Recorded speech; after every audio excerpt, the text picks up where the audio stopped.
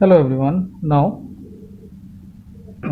we need to solve some more problems based on the generation of regular expression corresponding to the given finite automata. So let's take we have this finite automata which is actually a DFA. You can see here it is a DFA. Why? Because at each and every state for every input symbol we have exactly one transition to be defined here. Okay, so that DFA defines that this is the transition diagram of DFA, which is that we need to generate the regular expression corresponding to this finite automata. So अब मैं सीधे directly जो है हम equations पर आएंगे, क्योंकि हम प्रीवियस वीडियो में एक बार देख चुके हैं कि कैसे हमें जो है फाइनाइट ऑटोमेटा के करस्पॉन्डिंग रेगुलर एक्सप्रेशन जनरेट करना होता है. नाउ तो सबसे पहले मैंने आपसे कहा था कि आपको जब भी किसी फाइनाइट ऑटोमेटा के करस्पॉन्डिंग रेगुलर एक्सप्रेशन जनरेट करना हो तो आपको हमेशा शुरुआत कहाँ से करनी है, आपको इक्वेशंस बनानी है हर स्टेट के लिए. So we need to generate equations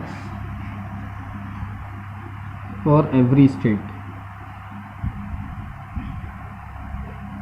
okay, now अब हम इक्वेशन लिखेंगे. इक्वेशन लिखने का तरीका क्या है कि कोई सी भी स्टेट, ऐसी जितनी भी स्टेट्स हैं इन सब के लिए, जैसे क्यू नॉट स्टेट, अब क्यू नॉट स्टेट पर हम कौन कौन से ट्रांजिशंस हैं जिनके थ्रू हम क्यू नॉट स्टेट पर ट्रांजिट हो रहे हैं.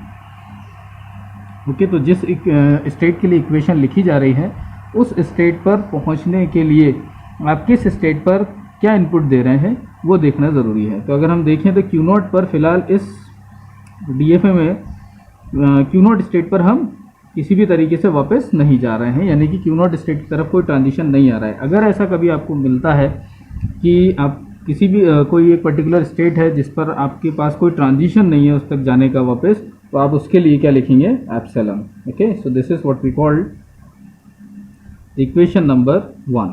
Now the next state is Q1 state. अब Q1 स्टेट की अगर हम बात करें तो Q1 स्टेट पर हम देख सकते हैं one transition is from Q naught, so you can say Q naught dot A. then और कोई ट्रांजिशन Q1 की तरफ आ रहा है नहीं, तो this is what we called equation number 2. then the next is Q2 state. अब अगर हम Q2 पर देखें तो we can see here Q1 state पर B इनपुट देने से हम Q2 की तरफ ट्रांजिट हो रहे हैं. So we can write it here as Q1 dot B. That means at Q1 with B we can transit to Q2. और क्या ट्रांजिशंस हैं, और ट्रांजिशंस Q2 पर आप देख सकते हैं, यहाँ पर है Q2 पर A इनपुट के लिए. ओके, so Q2 पर हम A इनपुट दे रहे हैं. So you can say like this. The next is Q2 with again alphabet B. So we can say this is the equation of Q2 state. Now Q3 state की अगर हम बात करें तो Q3 स्टेट पर equation क्या बनेगी, Q not पर B इनपुट दिया जा रहा है, Q नॉट पर B, Q1 पर A, so Q1 पर A इनपुट, Q3 पर A एंड देन Q3 पर B. तो आप देख सकते हैं this is the fourth equation. So we have these four equations corresponding to each and every state, जिसमें Q नॉट पर एप्सिलॉन, Q1 पर Q not dot A, Q2 पर Q1 dot B, Q2 dot A and Q2 dot B. सो और Q3 पर ये सारी equations. Okay, so अब अगर हम देखें तो हमारी फाइनल स्टेट इसमें कौन सी है. So you can see here we have the final state as this one. हमारे लिए ये फाइनल स्टेट है. ओके, और साथ ही साथ अब अगर हम देखें तो हमें जो रेगुलर एक्सप्रेशन मिलेगा, फाइनल रेगुलर एक्सप्रेशन, वो हमने लास्ट प्रीवियस 2 क्वेश्चंस में भी देखा था कि आपका जो फाइनल रेगुलर एक्सप्रेशन है वो कहाँ जनरेट होता है, वो जनरेट होता है आपकी फाइनल स्टेट पर. दैट मीन्स हमें जो सॉल्यूशन निकालना है वो किस स्टेट पर निकालना है, वो Q2 स्टेट पर निकालना है. Okay, so in that case Q2 को अगर मुझे सॉल्व करना है, ओके, तो Q2 को सॉल्व करने का जो तरीका है वो क्या होगा कि मैं पहले यहाँ सेम स्टेट है तो उसके लिए हमें ज़्यादा नहीं सोचना है, बट ये स्टेट आ रही है Q1 Q2 की इक्वेशन में, तो इस इक्वेशन को सॉल्व करना है तो पहले मुझे रिप्लेस करना होगा इस Q1 को। दैट मीन्स मुझे पहले Q1 को सॉल्व करना होगा। अब अगर Q1 को अगर मुझे सॉल्व करना है तो पहले मुझे सॉल्व करना होगा Q0 स्टेट पर, ठीक है। So we can say from equation number 2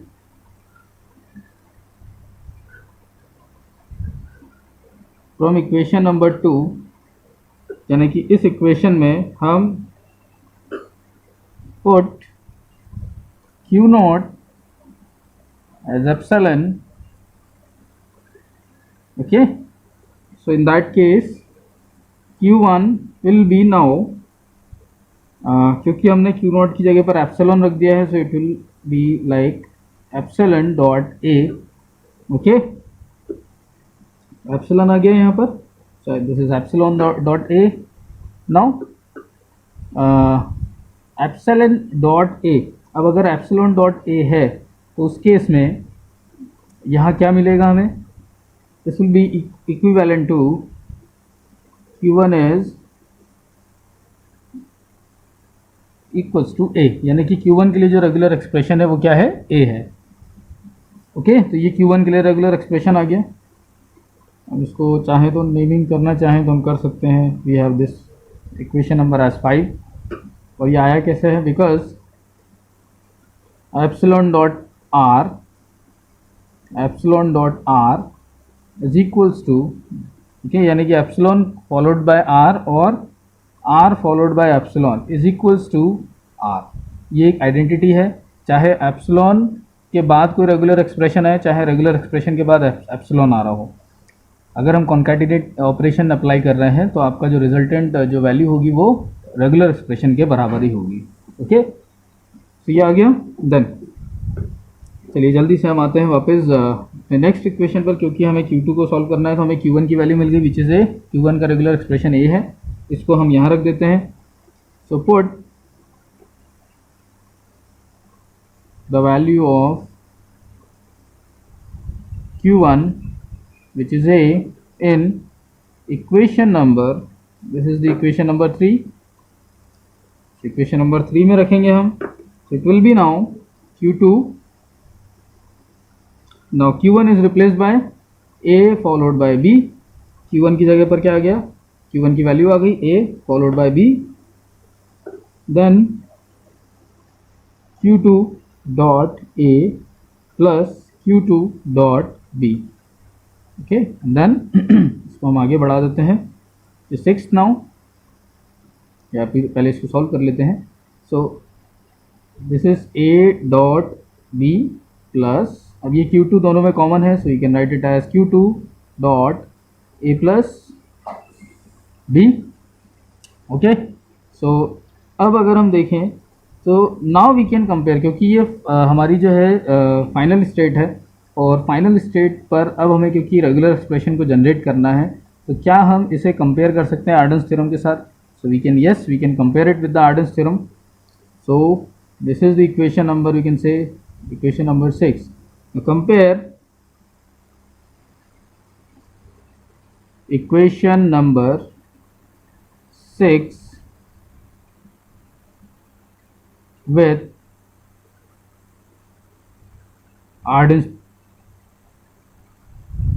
theorem, okay। so in that case Q2 a dot b plus Q2 dot a plus b, ये हमारी इक्वेशन है, ये हमारी आर्डेंस थ्योरम है, दिस इज आवर इक्वेशन, ये हमारी आर्डेंस थ्योरम है, which is R is equals to Q plus R dot P.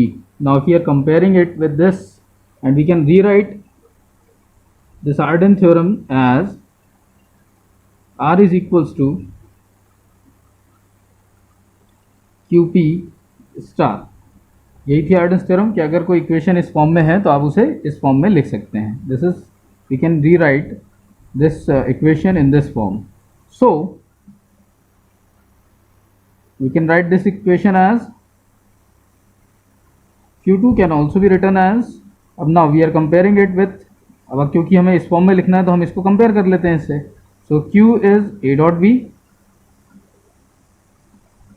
Okay, now P is A plus B, तो हम इसको इस तरह से लिखेंगे P स्टार यानी कि A plus B whole star. Okay, now अब अगर आप ध्यान से देखें तो यहाँ हमने Q2 के लिए क्या निकाल लिया है, ये हमने एक रेगुलर एक्सप्रेशन बना लिया. क्योंकि Q2 हमारे लिए फाइनल स्टेट है, Q2 जो है हमारे लिए एक फाइनल स्टेट है, तो यहाँ पर जो रेगुलर एक्सप्रेशन जनरेट हुआ है ये हमारा फाइनल रेगुलर एक्सप्रेशन होगा. Okay, so this is the regular expression corresponding to the given finite automata. Okay, ये हमारा रेगुलर एक्सप्रेशन है जो हमें बनाना था.